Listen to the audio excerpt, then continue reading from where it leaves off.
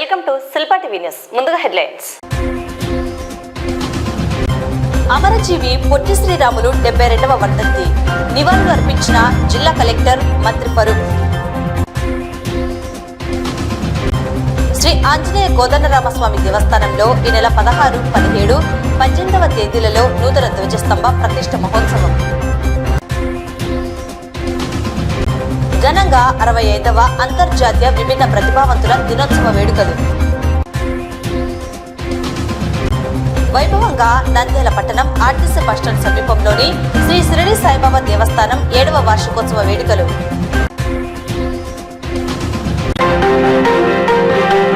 ఆంధ్ర రాష్ట్ర సాధన కొరకు ఆమరణ నిరాహార దీక్ష చేసి ప్రాణాలర్పించిన అమరజీవి శ్రీ పొట్టి శ్రీరాములను ప్రతి ఒక్కరూ స్మరించుకోవాలని జిల్లా కలెక్టర్ మంత్రి ఫరూక్ పేర్కొన్నారు.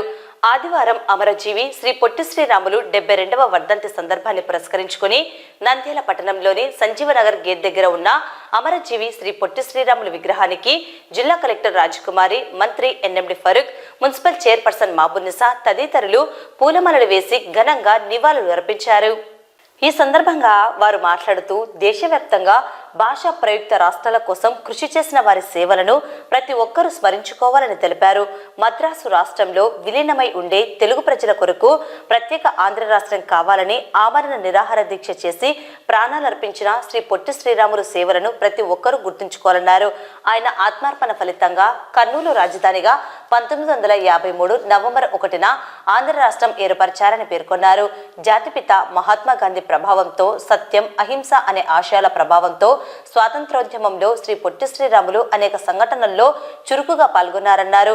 భాష ప్రయుక్త రాష్ట్రాల ఏర్పాటుకు కారణభూతుడైన శ్రీ పొట్టి శ్రీరాములు త్యాగ నిరతి వల్లే ఆంధ్ర రాష్ట్రం ఆవిర్భవించిందని తెలిపారు. ప్రత్యేక ఆంధ్ర రాష్ట్రం కోసం 52 రోజులు కఠోర నిరాహార దీక్ష చేసి 1952 డిసెంబర్ 15న శ్రీ పొట్టి శ్రీరాములు ఆత్మార్పణ చేస్తారన్నారు. ఆయన త్యాగ నిరతి ఎన్నో రాష్ట్రాలకు ఆదర్శమై ప్రత్యేక రాష్ట్రాలుగా ఏర్పాటయ్యే అవకాశానికి నాంది పలికాయన్నారు. ఈ కార్యక్రమంలో municipal commissioner Niranjan Reddy, Atmakur RDO Nagajyothi, irrigation SC Subbarayudu, DEO Janardhan Reddy, ఉప ఖజానా అధికారి లక్ష్మీదేవి, పశుసంవర్ధక అధికారి గోవింద నాయక్, టూరిజం అధికారి సత్యనారాయణ, జిల్లా క్రీడల అధికారి రాజు తదితరులు పాల్గొన్నారు.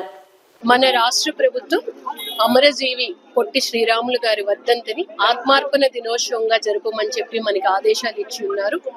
ఈరోజు అందులో భాగంగా మనం నంద్యాల పట్టణంలో ఉండే అధికారులు, ప్రజాప్రతినిధులు, పుర ప్రముఖులు అందరితో కలిపి ఈ కార్యక్రమాన్ని మనం ఇక్కడ చేసుకుంటున్నాం. మనందరికీ తెలుసు, పొట్టి శ్రీరాములు గారి త్యాగ నిరతి, మహాత్మా గాంధీ గారి ప్రభావంతో స్వాతంత్రోద్యమంలో అన్ని సంఘటనలు కూడా వారు పాల్గొన్నారు. భాషాయుక్త రాష్ట్రాలు ఉండాలి అన్న ఆలోచనతో వారు మనకి ఆమరణ నిరాహార దీక్ష చేపట్టారు. అందులో భాగంగానే మన ఆంధ్ర రాష్ట్ర అవతరణ దినోత్సవం కూడా జరిగింది. కానీ అన్ని రోజులు నిరాహార దీక్ష చేసిన తర్వాత ఈ డిసెంబర్ 15వ తారీఖున వారు పరమపదించడం జరిగింది. కానీ వారి త్యాగ నిరతి వల్లే ఈ రోజు రాష్ట్రం ఈ విధంగా ఉంది. అలాగే ఎన్నో రాష్ట్రాలకి కూడా ఇది మరిన్ని రాష్ట్రాలు ఏర్పడడానికి కూడా ఒక అవకాశానికి నాంది వేశారు. వారికి ఈరోజు ఘనంగా నివాళులు అర్పించుకోవడం మనందరి యొక్క బాధ్యత. ఈ త్యాగ నిరతి కూడా ఏ విధంగా ఒక వ్యక్తి కష్టం ఒక రాష్ట్రం ఆవిర్భవించడానికి సహకారం అందింది అన్నది ఇప్పుడుండే జనరేషన్స్ కూడా ఈ మెసేజ్ ప్రాపర్ గా వెళ్ళాలి అని నేను కోరుకుంటున్నాను. ఈ రోజు అమరజీవి శ్రీ పొట్టి శ్రీరాములు గారి వర్ధంతి సందర్భంగా ఇక్కడ ఘన నివాళులు అర్పించడం జరిగింది. మనందరికీ తెలుసు, ఆయన కష్టార్థమే ఈరోజు మన ఆంధ్రప్రదేశ్ రాష్ట్రం ఏర్పాటైంది.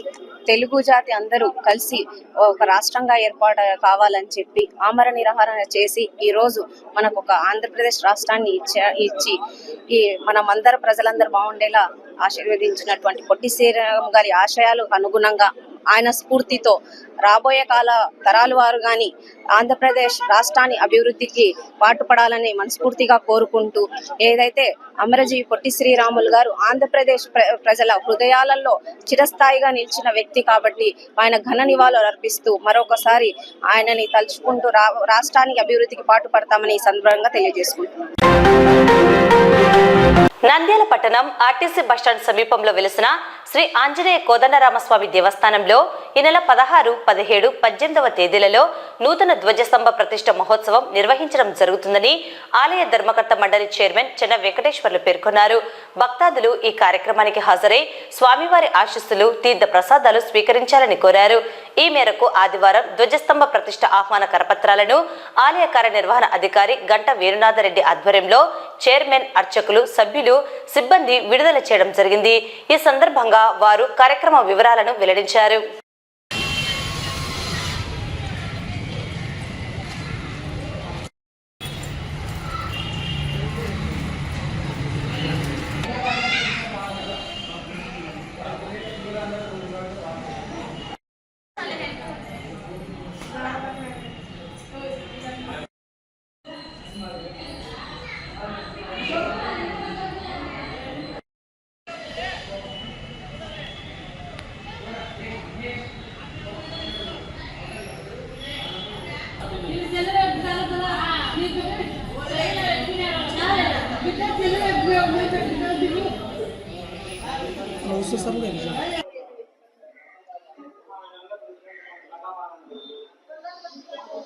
నంద్యాల పట్టణ ప్రజలకు తెలియజేయడం అనగా, నంద్యాల టౌన్లోని శ్రీ ఆంజనేయ కోదండరామ దేవస్థానంలో శ్రీరాముల వారికి నూతన ధ్వజస్తంభ ప్రతిష్టాపన కార్యక్రమము 16వ తేదీ 18వ తేదీ వరకు జరుగును. అనగా 3 రోజుల కార్యక్రమం ఉంటుంది. 18వ తారీఖు ధ్వజ ప్రతిష్ఠ జరుగుతుంది. అనంతరం స్వామివారి తీర్థ ప్రసాదములు మరియు అన్నదాన కార్యక్రమం ఉంటుంది. మరి ముఖ్యంగా ఈ యొక్క ధ్వజ ప్రతిష్ఠ కార్యక్రమంకు ముఖ్య అతిథులుగా మన రాష్ట్ర న్యాయశాఖ మంత్రులు నంద్యాల శాసనసభ్యులైన శ్రీ యనమల పరక్ గారు విచ్చేదురు. అలాగనే రాయలసీమ జోన్ ఉప కమిషనరు, నంద్యాల జిల్లా అసిస్టెంట్ కమిషనర్ ముఖ్య అతిథులుగా విచ్చేస్తున్నారు. కావున పట్టణ ప్రజలు, భక్తాదులందరూ ఈ ధ్వజ ప్రతిష్ఠ కార్యక్రమంలో విరివిగా పాల్గొని జయప్రదం చేయగలరని మనవి. ఈ నంద్యాల పట్టణంలో వెలిసిన శ్రీ ఆంజనేయ కోదండరామస్వామి దేవస్థానంలో చాలా కాలంగా చెక్క గజస్తంభము శిథిలావస్థలో ఉన్నందున ఈ కార్యక్రమము మొదలు పెట్టాము. అలాగే ధ్వజస్తంభ ప్రతిష్ఠ 16, 17, 18 ఉన్నది కనుక మన నంద్యాల భక్తాదులందరూ ఈ కార్యక్రమానికి దయచేసి తీర్థ ప్రసాదాలు తీసుకొని మా ఆదిత్యం పొందవాలని కోరుతున్నాం. గణపతి పూజ, హోమము, మళ్ళీ 18వ తారీఖు గజస్తంభ ప్రతిష్ఠ జరుగును కనుక ప్రతి ఒక్క భక్తాదులు వచ్చి మన స్వామివారి కృపపాత్రగా కావాలని కోరుతున్నాం. నంద్యాల జిల్లా వికలాంగుల ఉద్యోగుల సంఘం ఆధ్వర్యంలో నంద్యాల పట్టణంలో 65వ అంతర్జాతీయ విభిన్న ప్రతిభావంతుల దినోత్సవ వేడుకలు ఘనంగా నిర్వహించడం జరిగింది. ఈ కార్యక్రమంలో 20 మంది పేద వికలాంగులకు నిత్యావసర సరుకులను పంపిణీ చేశారు. పేద వికలాంగులకు చేయూత అందించేందుకు భవిష్యత్తులో సేవా కార్యక్రమాలను చేపడతామని, అలాగే దివ్యాంగ ఉద్యోగుల సంక్షేమానికి తమ వంతు కృషి చేస్తామని వారు పేర్కొన్నారు.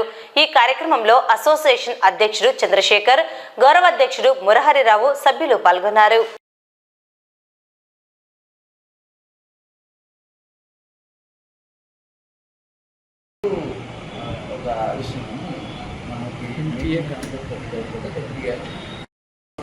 జాహిర్ ఏం చేస్తున్నాడు? జాహిర్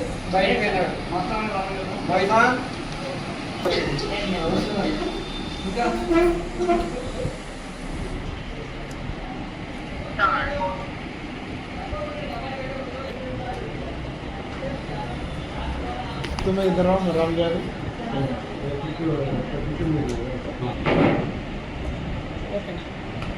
बस लो भाई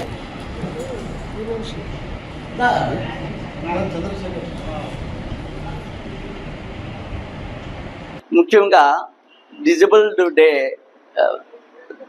డిసెంబర్ 3న వరల్డ్ డిజబుల్డ్ డే సందర్భంగా అందులో భాగంగా వారోత్సవాల భాగంగా మేము అంతా ఎంప్లాయీస్ని కలిపి ఈవేళ గెట్ టుగెదర్ చేసుకుంటూ ఒక మీటింగ్ పెట్టుకున్నాము. అట్లే ఇది ఏంటంటే మెయిన్ మేము 2023 డిసెంబర్ నుంచి ఈ ఎన్జిఓస్ హోమ్లో గ్యాదర్ అయ్యి డిజబుల్డ్ పూర్ పర్సన్స్కి ప్రతి నెల సెకండ్ సాటర్డే కొన్ని కిట్లు ఇస్తున్నాం. అంటే బీద పూరెస్ట్ ఆఫ్ ది పూర్ వాళ్ళకి కొంతమందికి ఒక ఆర్థికంగా కానీ లేకపోతే కొన్ని ఇట్లా అంటే నిత్యావసర సరుకులు ఇస్తున్నాము. అట్లే ప్రతి సెకండ్ సాటర్డే వికలాంగ ఉద్యోగస్తులు కానీ వికలాంగుల సభ్యుల గురించి చర్చించుకొని చేస్తున్నాము. దానిలో భాగంగా ఈవేళ Nandyal district disabled employees welfare association ద్వారా అంతర్జాతీయ వికలాంగ దినోత్సవాన్ని జరుపుకుంటున్నాం. మొట్టమొదటిగా మన నంద్యాల డిస్ట్రిక్ట్లో ఎంప్లాయీస్ అంతా కలుసుకొని ఈ అంతర్జాతీయ దివ్యాంగుల దినోత్సవాన్ని జరుపుకోవడానికి మనం వికలాంగుల ఎంప్లాయీస్ అంతా యూనిటీగా ఉండి ఈ కార్యక్రమం జరుపుతున్నాం. ఈ యూనిటీని ఇంకా పెంచుకొని మనము నిరుపేదలైన వికలాంగులకు సేవా కార్యక్రమాలు చేసి ఇప్పుడు మన ఉద్యోగాలు మనకు వచ్చినాయి, కానీ ఈ ఉద్యోగం లేని వాళ్ళకు వారి విద్య కోసము, వారి ఉద్యోగాల కోసము, వారి ఉపాధి కోసము మనము నిరుపేదలైన వికలాంగులకు చేయూతను అందించాలనే ఉద్దేశంతో మనం Nandyal district disabled employees welfare association ఏర్పాటు చేసి మొట్టమొదటిసారిగా ఈ కార్యక్రమాన్ని ఏర్పాటు చేస్తున్నాం. ఈ కార్యక్రమంలో నిరుపేదైన వికలాంగులకు ఒక 20 మందికి నిత్యావసర సరుకులు మనం కిట్లు ఈరోజు పంపిణీ చేయడం జరుగుతుంది. ఈ కార్యక్రమంలో ఎంతోమంది చాలామంది ఫుడ్ విషయంలో అయితేమి నిత్యావసర సరుకులు లేక ఇబ్బంది పడుతున్నారు. కొంతమంది మా దృష్టికి వెల్ఫేర్ అసోసియేషన్ దృష్టికి వచ్చింది కాబట్టి మేము వీటిని పరిగణలోకి తీసుకొని వాళ్ళకు నిత్యావసర సరుకులు అందజేస్తున్నాం. ఈరోజు ఎంప్లాయీస్కి అందరికీ ఒక 12th PRCని అమలు చేయాల్సిన అవసరం ఉంది. ఇంతవరకు దీని గురించి పట్టించుకోలేదు కాబట్టి 12th PRCని అమలు చేసి అలాగే డిఏలు కూడా పెండింగ్ ఉన్నాయి. ఎంప్లాయీస్కి అందరికీ డిఏలు కూడా పంపిణీ చేసి ఎంప్లాయీస్ వెల్ఫేర్ కూడా గవర్నమెంట్ సపోర్ట్ చేయాలని మేము కోరుకుంటున్నాం. ఈ రోజున డిజబిలిటీ అంటే అనేకమైనటువంటి ఈ యొక్క డిజబిలిటీ అనేది పెద్ద సమస్యగా ప్రజలలో అంటే ఉన్నట్టు ఆ సమస్యను ఎదుర్కొంటున్నటువంటి వారికి చాలా సమస్యగా ఉంటున్నట్టుగా మనం చూస్తూ ఉన్నాం. చూడండి, మాట్లాడలేని వాళ్ళు, కంటి చూపు లేని వారు, అదేవిధంగా నడవలేని వారిగా చాలా మంది ఉంటూ ఉన్నారు. వారికి ఎటువంటి ఉపాధి లేదు. కానీ ఈ యొక్క డిజబిలిటీగా ఉన్న వారికి ఉద్యోగాలు వచ్చి వాళ్ళ ద్వారా ఉపయోగపడుతున్నటువంటి వాళ్ళకు వస్తున్నటువంటి తమ వస్తున్నటువంటి జీతంలో నుంచి కొంత సొమ్మును హెచ్చించి ఇలాగున్నటువంటి వారికి పేద ప్రజలకు కొన్ని తినుబండారాలు కావచ్చు, వస్తువులు కావచ్చు, బట్టలు కావచ్చు, ఇలాంటి స్వచ్ఛందమైనటువంటి కార్యక్రమాన్ని చేస్తూ అనేకులు కూడా చేదోడు వాదోడుగా ఉంచున్నటువంటి ఈ యొక్క విభిన్న ప్రతిభావంతుల యొక్క కార్యక్రమమును 65వ సంవత్సరంగా దీన్ని జరుపుకోవడం జరుగుతూ ఉంది. నేడు నంద్యాల పట్టణం ఆర్టీసీ బస్టాండ్ సమీపంలోని శ్రీ జంబుల పరమేశ్వరి దేవి ఆలయం ఎదురుగా వెలిసిన శ్రీ షిరిడి సాయిబాబా దేవస్థానం నందు 7వ దత్త జయంతి మరియు సాయిబాబా మందిర 7వ వార్షికోత్సవ వేడుకలు ఘనంగా నిర్వహించడం జరిగింది. ప్రాతకాలం నుండి ప్రత్యేక అభిషేకాలు, హోమాలు నిర్వహించడం జరిగిందని డాక్టర్ దివి హయగ్రీవాచార్యులచే ఆధ్యాత్మిక ప్రవచనాలను, సందేశాన్ని అందజేశారు. అనంతరం చిన్నారులచే సాంస్కృతిక కార్యక్రమాలు చేపట్టడం జరిగింది. విచ్చేసిన భక్తాదులకు తీర్థ ప్రసాదాలను అందజేశారు. ఆలయ అభివృద్ధికి దాతలు సహకరించాలని ఆలయ కార్యనిర్వహణ సభ్యులు ఎల్లస్వామి కోరారు.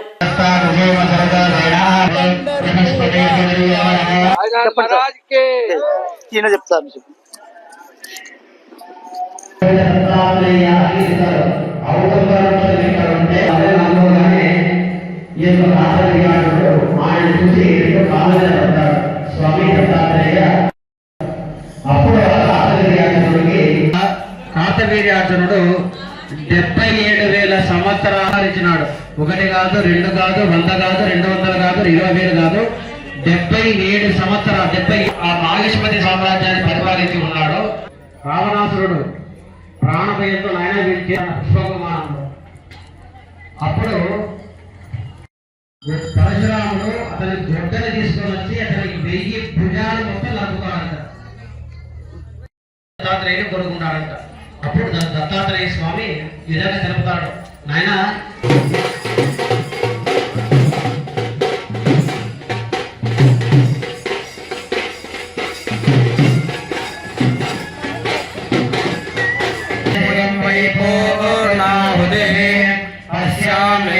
ప్రతిష్టతి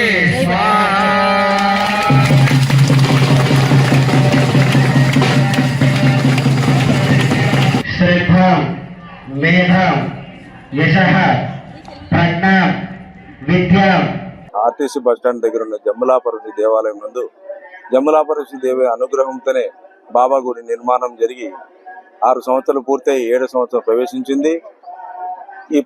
ప్రవేశించిన రోజు ఈరోజు వార్షికోత్సవంగా 7వ వార్షికోత్సవంగా ఎప్పుడైతే దత్త పౌర్ణమి వస్తుందో ఆ రోజే మేము వార్షికోత్సవం దత్తాత్రేయం చేస్తున్నాము. దీనికి కాను భక్తాదులు విరివిగా వస్తున్నారు. దానికి మేము హోమాలు, దత్తాత్రేయుని హోమం చేయించాము, పూలాభిషేకము అన్ని చేయించాము. భగవంతుడు యొక్క ఆశీస్సులతోనే జరుగుతుంది తప్ప ఇక్కడ ఏమి గొప్పగా జరుగుతుంది. జమ్ములాపరశి దగ్గర బాబా గుడి దగ్గర అంగరంగ వైభవంగా హోమాలు, పుష్పాభిషేకము అన్ని బాబా గారికి బాగా జరుగుతున్నాయి. ఈ రోజు మాకు మంచి పర్వదినము, మంచి పండగ దినము. అలాగే ఈ రోజు నేను షిరిడి సాయిబాబా మాల 1990 నుంచి చేస్తున్నాను. ఈ రోజుకి 25 సంవత్సరాలు పూర్తి చేసుకున్నాను. ఈ 25 సంవత్సరాలు పూర్తి చేసుకున్నాక నాకెంతో గర్వంగా ఉంది ఆ సాయినాథుని ఆశీస్సులతో. అట్లే ప్రతి ఒక్క సాయిబాబాను ఆశీస్సులతో కాకుండా సాయిబాబాను కానీ దర్శనం చేయించుకోవాలని కోరికతో ప్రతి ఒక్క పౌరుణ్ణి ప్రతి సంవత్సరం నాకు తోచిన విధంగా 25 మంది కానించి మొదలుకొని 115 మంది వరకు తోలుకోబోతున్నాను. ఈ రోజు 85 మందిని షిరిడీకి సాయిబాబాకు నా సొంత ఖర్చులతో పెట్టుకుని వారిని అందరినీ దర్శన భాగ్యం చేసే కార్యక్రమాన్ని నాకు దైవం ఆ సాయినాథుడు కల్పిస్తున్నాడు. ఆయన అందుకే నాకు ఈ మాల ఇస్తున్నాడని కోరుకుంటున్నాను. గురువు అనేటువంటి వాడు మనకు ఇవ్వాలి అని భావన కలిగినప్పుడు మనము మన స్మరణ మాత్ర సంతుష్టాయ, స్మరణంతోనే ఒక్కసారి దత్తాత్రేయ అని పిలిచేటువంటి దేవుడే సాక్షాత్తుగా శ్రీపాద శ్రీవల్లభ దత్తాత్రేయ స్వామి.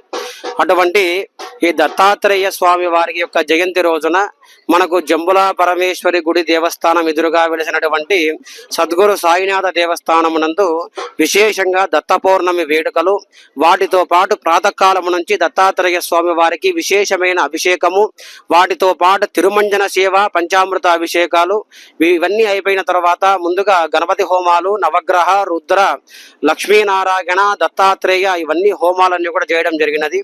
కాబట్టి భక్తులందరూ కూడా ఈ యొక్క కార్యక్రమంలో అందరూ పాల్గొని ఇక్కడ చివరగా ఏర్పాటు చేసేటువంటి అన్న ప్రసాద వితరణలో తీసుకుని అందరూ కూడా స్వామి వారి యొక్క కృపకు పాత్రులవుతారని మరీ తెలియజేయడం జరుగుతున్నది. వార్తలు ముగించే ముందు ముఖ్యాంశాలు మరోసారి. అమరజీవి పొట్టి శ్రీరాములు 72వ వర్ధంతి నివాళులు అర్పించిన జిల్లా కలెక్టర్ మంత్రి ఫరూక్. శ్రీ ఆంజనేయ కోదండరామస్వామి దేవస్థానంలో ఈ నెల 16, 17, 18వ తేదీలలో నూతన ధ్వజస్తంభ ప్రతిష్ఠ మహోత్సవం.